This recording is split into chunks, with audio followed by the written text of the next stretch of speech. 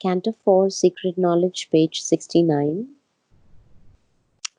This is the sailor on the flow of time. This is world matter's slow discoverer who launched into the small corporeal birth, has learned his craft in tiny base of self, but dares at last unplumbed infinitudes, a voyager upon eternity's seas. So here we have a couple of things to go over. Okay. The third line, who, has a comma after it. Yeah. So you rushed it across. Okay. You said who launched into this small. So he's speaking about the sailor on the flow of time, who launched into this small corporeal birth. Okay, so corporeal is bodily birth. Okay. Has learned his craft in tiny bays of self. You see how Sri Aurobindo is going to use this imagery of the sea and the sailor. It's going to cut across so many things. It's going to be so beautiful. So these lines are very important to begin this. So the sailor is on the flow. So here we already have an image of water. Okay. He's on the flow of time. He's a slow discoverer of world matter, obviously, because man is still discovering world matter. Who launched into this small bodily birth, has learned his craft. Now, craft here is not the boat, but it's his skills in tiny bays of self. So here again, bay refers to water. Water, yeah. So we have a flow of time. We have launched. You launch a boat, you launch a ship. He's launched into this small human birth from above, from the soul. And it's a fantastic. And just 5 lines gives us, 6 lines gives us so much. And then he's a voyager upon eternity's seas. So now we have seas. Unplumbed means not sounded. In other words, we don't know how deep it is. Okay. If you plumb something, in the past, no longer now, everything now is digital, but in the past, you took a lead weight on the end of a string or a rope, and you let it go down as far as it could, and then you measured it. You had measurements all along that line. Yeah. So that was plumbing. You plumb the depths of a sea or a lake or whatever. That's so how. Here it means unmeasured. Here it's unmeasured. It's unplumbed. Yes. Yeah.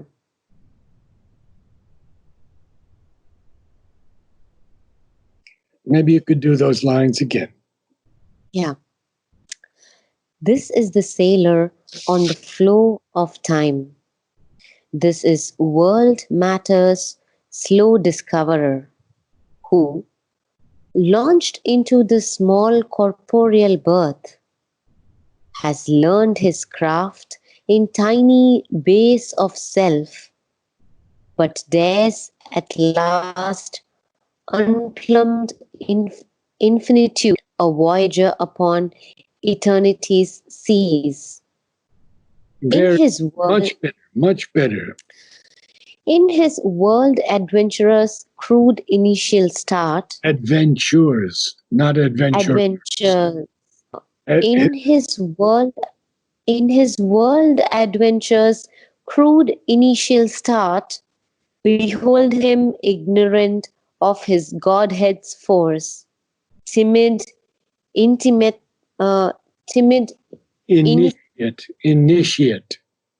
timid initiate of its vast design.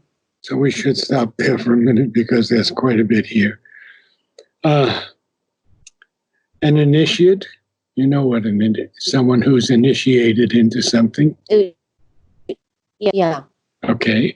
And then we have to, in other words, in the second line, we would say, behold him, ignorant of his Godhead's force. Not behold him, ignorant of his Godhead. It doesn't make sense to run it together. Yeah. We have we have to look at him. We behold him, ignorant of his Godhead's force. So he's in a world adventure, but it's a crude start. Obviously, the first humanity was not very highly evolved, without a mind, without a mind or anything. So crude initial start, and he's ignorant of the force of Godhead that is within him. He doesn't know about it. He's timid. He's afraid a little bit. And he's an initiate. He's a timid initiate of this vast design of what? World matter. He's the slow discoverer of world matter. And now he continues this imagery so beautifully. You can carry on. An expert captain of a fragile craft, a trafficker in small impermanent wares. At first he hugs the shore and shuns the breadths, dares not to affront the far off perilous main. Perilous. Dares not to affront the far off perilous main. Good. He in a petty coastal plies, his pay doled out from port to neighbor port, content with his safe round's unchanging course, he hazards not the new and the unseen. Okay, a lot to do here. Hazards. Okay. So the first line, he's an expert captain of this fragile body. He can make it do almost anything. He can be an Olympic sprinter, long jumper, pole vaulter. He can be. He can do anything with this body, but it's a fragile body still. He's an expert captain of it. He knows he has to eat. He knows he has to sleep. So he's an expert captain of a fragile craft, which is his body. Now, we've heard the word trafficker too often lately. This is the buying and selling of things. Yeah. So he's a trafficker in small, impermanent wares. He's a trafficker of things that are not permanent, and we'll find out much more about that as we go on. At first, he hugs the shore and shuns the breaths. Well, the imagery carries through here. He's not going to go too far from shore because he's safe there. Yeah. He's safe near the shore, and he shuns the breaths. He stays away from the depths and breadth of the ocean. And dares not to affront, to take on the far-off perilous main. A main here is the sea. It's a word for the sea, for the ocean. Main. Okay. So he occupies himself with petty coastal traffic. Plies. To ply something means to do something. You know, he plies things that are not very permanent, impermanent. And what is perilous? perilous, very dangerous. Now, I have plies here in the lexicon as traverses or sails over regularly. So that's probably the better understanding of it. So he, in a petty coastal traffic, he sails over it regularly, back and forth, to sell his wares. That's very important. And he's content with this safe, rounds, unchanging course. Isn't this true of man? We get into a habit of life, Yeah. and we feel it's safe and it's an unchanging course, and we don't want to change it. We don't even have the strength, the inner certitude, the inner will to change it. It's a safe, rounds, unchanging course. He hazards. He doesn't take a chance on the new and the unseen. He doesn't take a chance. Let me get you exactly hazards, because to hazard something is definitely taking a chance. So hazard, here we have an unavoidable danger or risk, even though often foreseeable, or something causing unavoidable danger, peril, risk. So he doesn't risk the absence or lack of predictability, chance, uncertainty. So he doesn't take that risk. He hazards not. He risks not the new and the unseen. Are you clear? Yeah. Good. So we can carry on. But now he hears the sound of larger seas. A widening world calls him to distant scenes and journeyings in a larger vision's arc, and peoples unknown and still unvisited shores. On a commissioned keel, his merchant hull serves the world's commerce in the riches of time, serving the foam No, of severing. severing the foam of a great landlocked sea to reach unknown harbor lights in distant climes, and open markets for life's opulent arts, rich bales, carved statuettes, Statuettes. hued canvases, and jeweled toys brought for an infant's play, and perishable products of hard toil, and transient splendors won and lost by the days. Wow. Okay, a lot to do here. But we can see how man is beginning to break out of his habitual eat, drink, sleep kind of thing.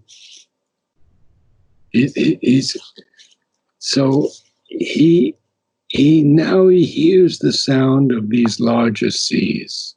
And the widening world calls him to distant scenes and journeyings in a larger vision's arc, and peoples unknown and still unvisited shores.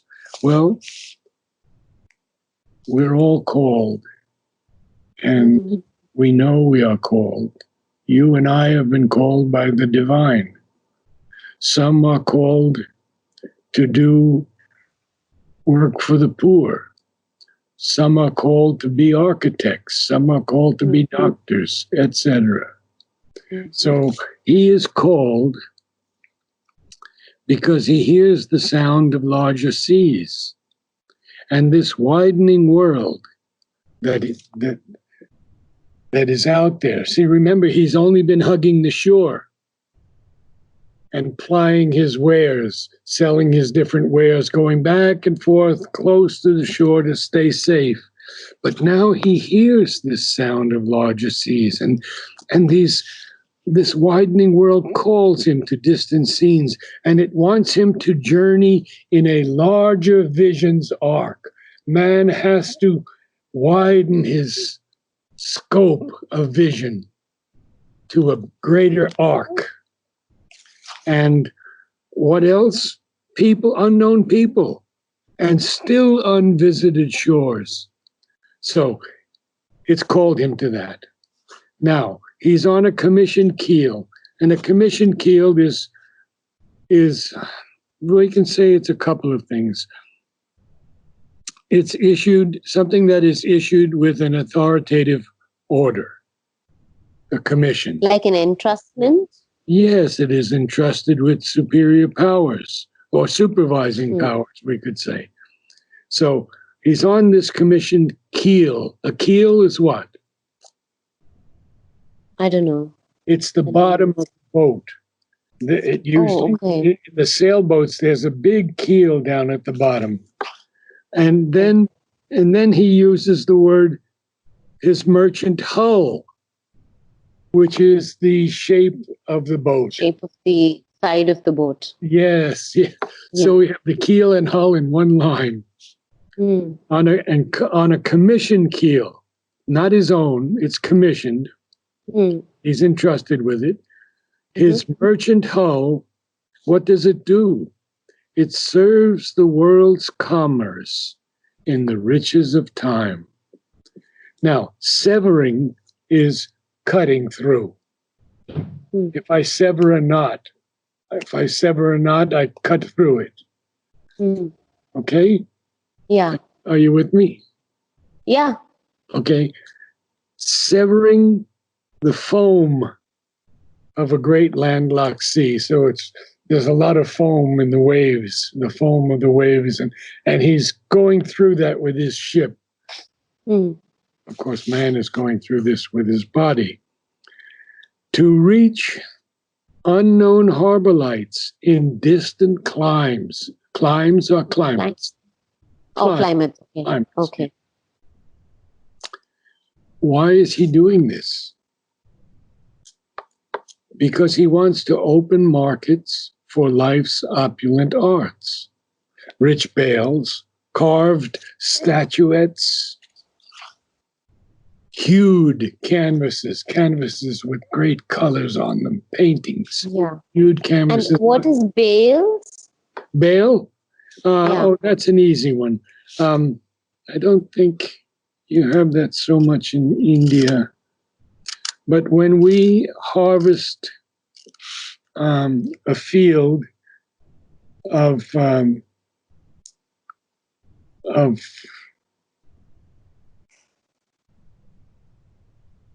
old growth in the fall or even in the summer, we have a baling machine.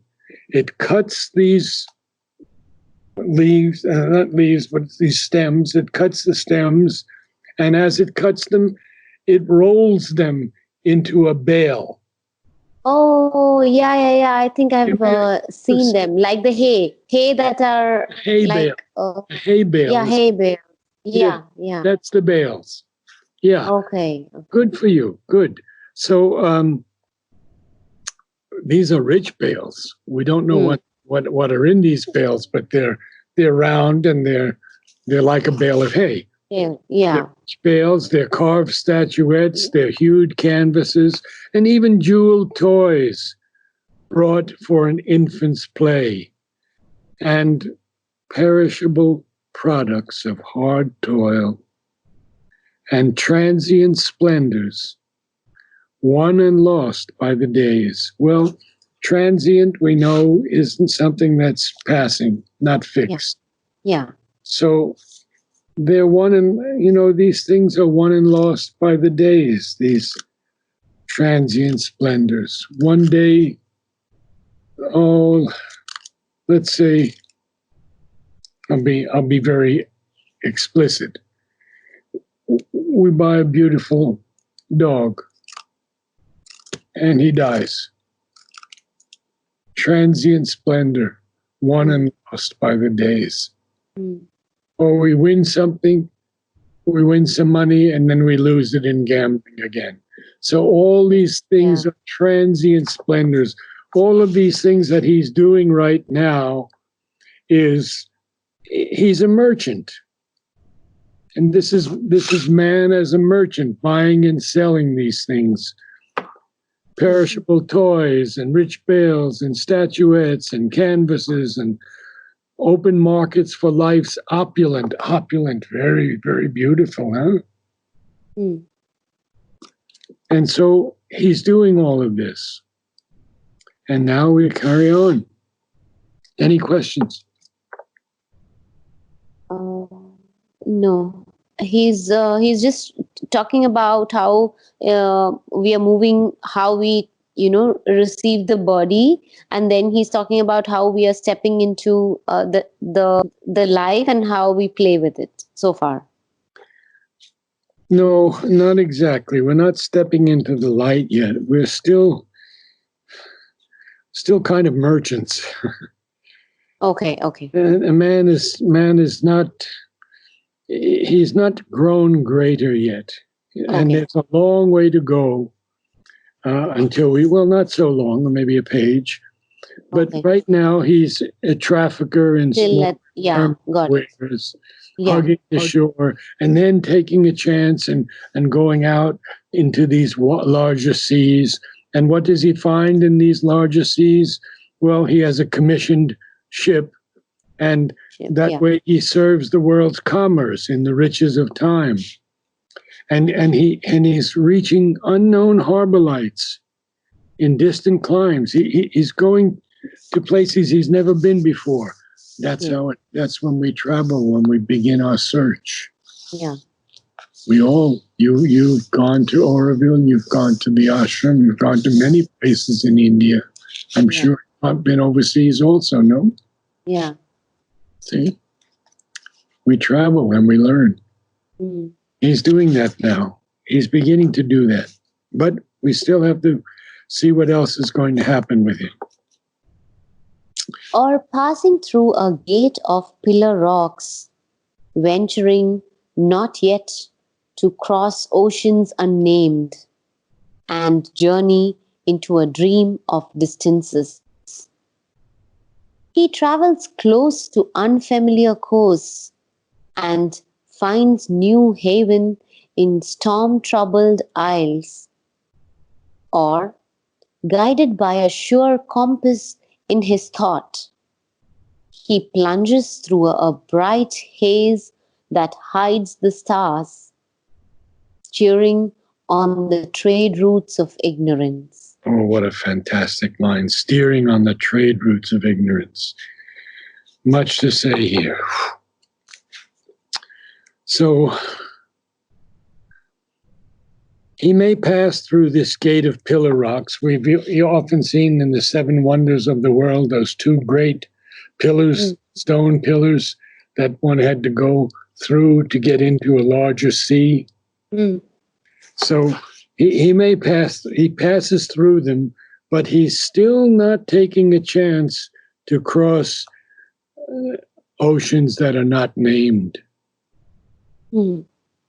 He's still not taking that chance. Yeah, and he won't journey into a dream of distances. How beautiful. See, already we're starting to get this feeling that man is afraid to journey into this dream of distances. And therefore, he travels close to unfamiliar coasts. Now, before he was traveling only to those safe shores when we began. Mm. Now he's traveling to unfamiliar coasts, but he's staying close to them. Mm. He's still not taking that chance yet. And he finds New Haven in storm-troubled islands. So, many times we go to different islands and they are lashed by storms. Islands are often lashed by storms, and there'll be flooding in a different island. So he's finding haven. Haven, what is a haven? It's a place to stay, like a house. Yeah. Or a safe. It's a safe like place. A home. Safe place to stay. Safe In place, these storm, and he finds safety there in those storm troubled isles. But then he says, or guided by a sure compass in his thought. A sure compass in his thought, he plunges through a bright haze that hides the stars. So you can't really see anything here. It's a haze, but his ship's going through it, steering on the trade routes of ignorance. Well, a trade route, we know what a trade route is. It's the route that these ships use all the time to carry things back and forth. But here it's trade routes of ignorance. See, now Sri Aurobindo is taking us deeper and deeper into our souls. The trade routes of ignorance. Okay, we carry on. Yeah, and he also substitutes it with the previous line. He plunges through a bright haze that hides the stars. So, we are not seeing. He can't see anything. It's hiding the stars. He can't. Yeah. Because people used to be guided by the stars previously, and they can still be, even though we have all this equipment. But now the stars are hidden, and he has to plunge with his ship, plunge through this bright haze that hides the stars, and then what happens? Steering on the trade routes of ignorance. Okay. Yeah. So I found it interesting that those three lines, because he says, because I felt that he's saying of the sure compass in his thought. So he's pointing us towards the use of man's mind. And then he's talking about how these stars are hidden and we are steering through ignorance. So I felt like where he's using guided by a sure compass in his thought. So it is the use of just the mind, is making us move through this kind of ignorance. It's sort of the beginning of mental awareness. Yeah. He's just beginning. He has this compass in his thought, and he's taking a chance, plunging through this bright haze that hides the stars, even though he is steering on these trade routes of ignorance. But the mind is awake now. Then what happens? His prow pushes toward undiscovered shores. He chances on unimagined continents, a seeker of the islands of the blessed. He leaves the last land, crosses the ultimate seas. He turns to eternal things, his symbol quest. Life changes for him, its time-constructed scenes, its images veiling infinity. Got to work on your V's a little more. Veiling. Okay. Veiling. Okay. Veiling. You'll get there. But now Sri Aurobindo's really moving us ahead, huh? So his prow is the front of his boat. Yeah. The keel is the bottom, right? Yeah. Hull is the ship. The prow is the front. See, all of these marvelous images. Nothing has stopped since we began this. This is the sailor on the flow of time. It's all been this image of the seaman. About the sailor. Yeah. Yes. So what happens? His prow pushes towards undiscovered shores, already He's moving ahead. He chances on unimagined continents. Mm. And he's a seeker of the islands of the blessed. And Sri Aurobindo capitalizes the B here in blessed. It's very, very beautiful. We could say the islands of the blessed could be heavens. They could be paradise. It could be, it could be a paradisal place. But he leaves the last lands and he crosses the ultimate seas. Why? Because now he turns to eternal things, his simple quest. So this whole quest has been a symbol of man as a sailor on the flow of time, but now he's changing. He leaves these last close lands, the things that we've always loved in our life, family and environment and where we lived, and we didn't want to move from it. We loved it so much. Maybe we didn't like it and we did move, but basically here it is saying he leaves the last lands, crosses the ultimate seas. He's gone far beyond himself now because he's turning himself to eternal things in this symbol quest. And life changes for him. It's time constructed scenes. All of these scenes that are time constructed. Everything we do seems to be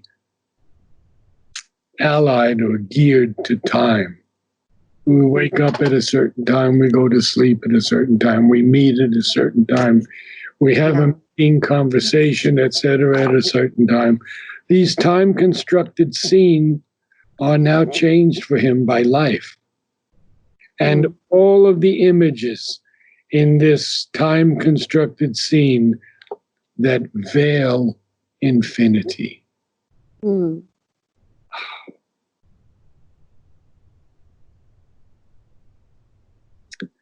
Now, I think we should stop there because then we go much deeper into